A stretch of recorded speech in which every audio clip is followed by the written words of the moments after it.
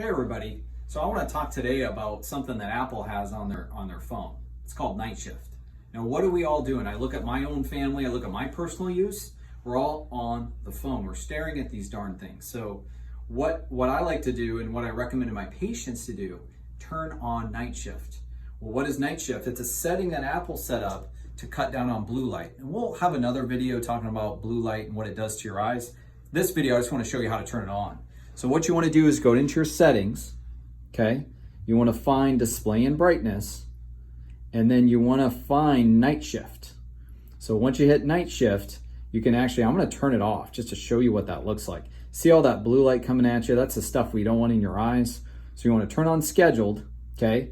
And then you want to make sure you hit the time to be a 23-hour, 59-minute period. So anyways, I have mine set at midnight and I have it turn it off at 11:59 p.m. So you just want to make sure you have it set to do that correctly so that you'll have that schedule set up. So hopefully that helps. Hopefully you guys set up your night shift, turn that on, especially on all Apple products. I highly recommend it.